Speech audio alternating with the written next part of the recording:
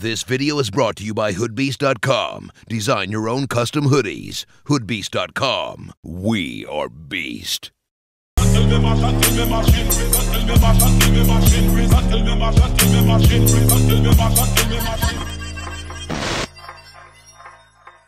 If you're lucky enough or unlucky enough to have your favorite team picking very high in this year's NBA draft, you're probably anxiously waiting to see who they'll actually pick, because this year's draft is insanely stacked with a ton of great talent and a lot of great players. So in this video, we're going to be going over who I think will be selected in the top 10. Let's just start straight at the top at number 1. It's pretty much a done deal. The Philadelphia 76ers will be selecting Markelle Fultz number 1 overall. Now, I don't know the real reason why the Celtics decided to trade down from number 1 to number 3, but I do think that both franchises in this deal think they got the better part of it. The 76ers are probably looking at this saying, hey, not only are we filling a need at the point guard position, but we're getting what is widely considered the best player in the draft with Fultz. While the Celtics are looking at this saying, hey, we still might get the best player in this draft at number 3, plus we got a couple of extra draft picks. So I do think both teams are happy with what they got in this deal. But as far as the 76ers go, I mean, these fans have to be absolutely excited. They're going to have a young core of Embiid, Simmons, and Fultz. That really does have the potential to be the new version of the Oklahoma City Thunder. It should be very exciting to watch. They should be very excited to have Markelle Fultz.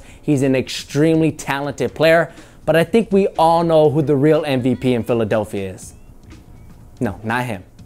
Him. Next up are the Lakers, and despite negative reports about Lonzo's workout with the Lakers, I do think they'll end up selecting him at the number 2 spot. It just makes too much sense. He's from LA, he played at UCLA, he's a tall point guard like Laker legend Magic Johnson, he makes his teammates better, he's in the media, he has a ton of star power. All of these things that I just mentioned make me think that Lonzo Ball has the highest ceiling out of any player in this year's draft. Whether he reaches that ceiling, it is a gamble, but I think it's a gamble the Lakers are willing to take. I think all of those reports about them not being completely sold on him are a smokescreen, and the only way the Lakers select someone other than Ball with the number 2 pick is if Paul George tweets something like, hey, I really like De'Aaron Fox, or hey, I think Malik Monk is the best player in this draft. Then and only then will the Lakers select someone other than Paul number 2 overall. Hopefully during his contract negotiations, he doesn't demand that LeVar gets a 10-day contract to live out his NBA dreams, but I also have to admit, that would be pretty funny. Moving along to number 3, we have the Celtics, and I think they'll end up selecting Josh Jackson out of Kansas.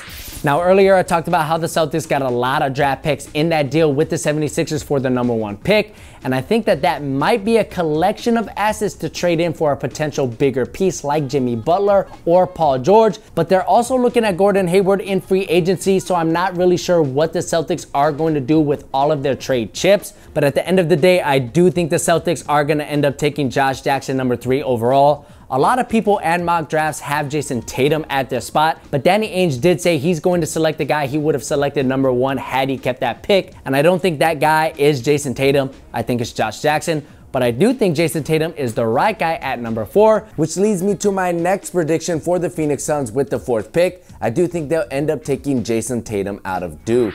The last thing the Suns need is another guard. I know Brandon Knight is probably on his way out in Phoenix, but what the Suns need is a forward who could potentially play small ball 4, and that's exactly what Jayson Tatum is going to give you. I know they have TJ Warren on their roster, but TJ Warren's potential to be an all-star player is not as high as Jayson Tatum's. He does have to get a little bit stronger. He does have to put more meat on those bones to play small ball 4, but with his 7-foot wingspan, I think that he can get away against certain matchups. But right out of the gate, what Jayson Tatum is going to give you is an advanced offensive tool set that is way ahead of his current age. Some people have Tatum projecting to be a Paul Pierce type of player, and while that's a lot to live up to as a rookie coming into the draft, I think the worst case scenario for Tatum is a Rudy Gay type of player, and Rudy Gay drops about 18 points a game. So if Tatum can do that for the Suns in about 2 or 3 years, then maybe, just maybe, can the Phoenix Suns fight for that 8th spot and make the playoffs. Next up are the Sacramento Kings with the 5th pick, and as sad as I am to admit this,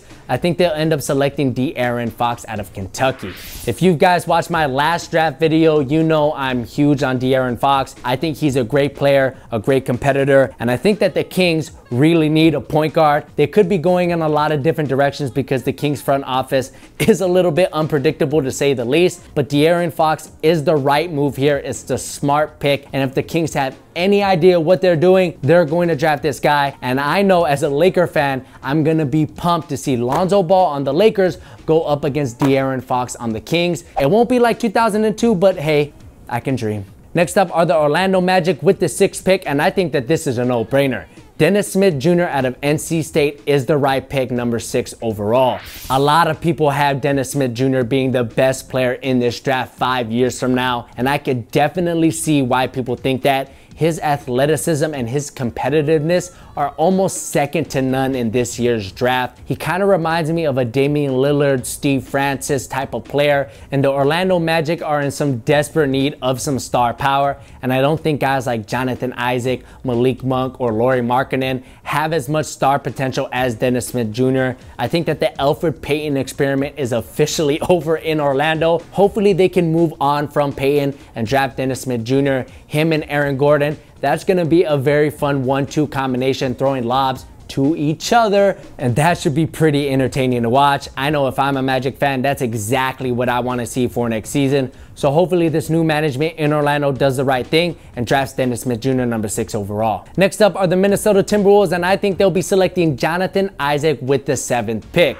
Now, a lot of mock drafts have the Minnesota Timberwolves selecting LAURI Markkanen out of Arizona with the number 7 spot, but I just don't see it. I mean, Markkanen is a good player, but he's just not a Thibodeau type of player. Tibbs likes guys who can play defense and rebound the ball and make those hustle plays at his forward and center positions, and that's exactly what LAURI Markkanen doesn't provide. But Jonathan Isaac's potential to be that guy is extremely high, and I think that he's the right fit for the Timberwolves. He is a little bit skinny, he is a little bit raw, but with all of that potential and the right coaching, hopefully Jonathan Isaac can become a great fit next to guys like Andrew Wiggins, Zach LaVine, and Karl Anthony Towns.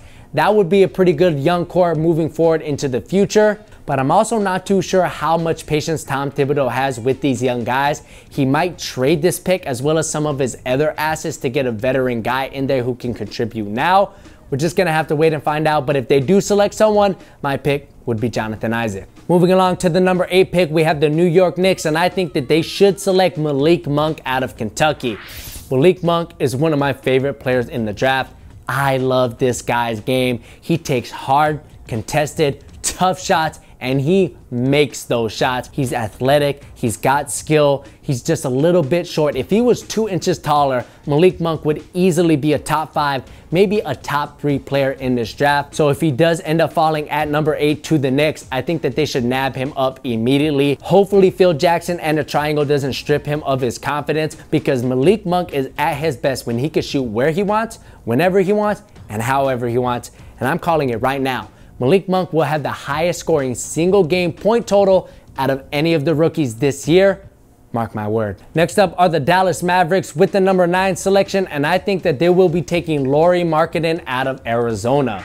Now, I did say a little bit earlier that it was absolutely absurd that people were comparing LAURI Markkanen to Dirk Nowitzki, but hear me out. If Dallas does select him with the 9th pick, he could have Dirk Nowitzki himself as a mentor, and to me, that seems like a pretty good deal for both parties. Markkanen could come off of the bench for Dirk and learn the ropes, but if Dirk gets injured or if he's just resting for a particular game, Markkanen could come in and start and get a couple of extra reps and experience, and that to me is a pretty good way to develop a young guy like Markkanen, especially with his play style. So if I was the Mavericks, I would select him with the 9th pick and have Nowitzki groom him into a Dirk type player, because when he retires, they are going to need to fill a really big hole at the power forward position, and what better way to fill it in than with the guy who was taught by the man himself. Last but not least, at the number 10 spot, we have the Kings again selecting, and I think they will select Zach Collins out of Gonzaga. Now, I'll be honest with you guys, I don't know a whole lot about Zach Collins and his game, but what I do know is that he is projected to go somewhere in the lottery, and since I did have the Kings selecting Fox with the 5th pick, I don't think that they'll be drafting another guard with the 10th selection. I think that they're going to draft the best available player, and that may just be Zach Collins, but it also may be someone like Justin Jackson. It's impossible to know for sure whether or not a guy like Zach Collins will actually become a decent NBA player, but I do think the Kings will play it safe and select him with the 10th pick, but we also can't rule out the possibility of them absolutely messing up this pick and picking someone like Frank Ntilikina, or however you say his name, that kid from France, and pairing him with De'Aaron Fox, and that would be a disaster because they would just not get enough reps with the ball or at their proper positions. So who knows? The Kings may end up ruining two great prospects' career. We're just gonna have to wait and find out. But that's pretty much it, guys. That is my top 10 predictions for the 2017 NBA draft. I would love to see what your top 10 looks like, so be sure to leave that in the comment section below. If you enjoyed this video, give me a thumbs up. That helps me out a lot. Subscribe to this channel for more content just like this. My name is Jaron. It's been great having you. Catch you in the next one. Peace. Both units provide about the same amount of impact protection and responsiveness. If you've used Zoom before, you know exactly what you're going to get. I did feel the Zoom Air absorbing my hard landings, and I did feel it give me a little extra bounce back on explosive takeoffs. So while I enjoyed the cushion setup that was used here, there is no denying that it should have had a